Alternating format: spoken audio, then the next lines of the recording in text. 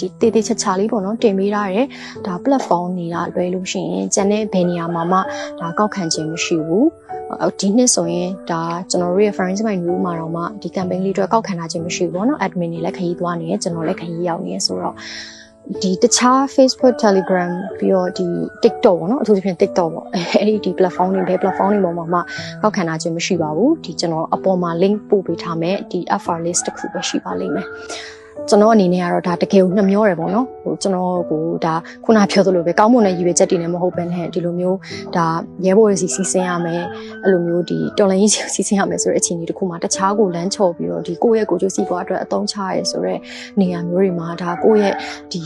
ဒါစူးစမ်းအားထုတ်မှုပေါ့နော်ကိုယ့်ရဲ့ဒီမှာဒါ effort တွေကိုယ့်ရဲ့ဒီခုနပြောတဲ့လောအားကတွေကျွန်တော်တခုမှပေါ့နော်တပြားတစ်ချက်မှကျွန်တော်အနေနဲ့တော့မစီစဉ်သွားစေချင်ဘူးကျွန်တော်အရင်လဲစိတ်ပူပါတယ်အဲ့ဒီစာနဲ့ပတ်သက်ပြီးတော့ဒါကတော့ကျွန်တော်ဒီတဲ့ကြားထဲမှာထပ်ပြီး warning လေးကျွန်တော်ပြောပြတာပေါ့နော်ဒီတော့နောက်ဆုံး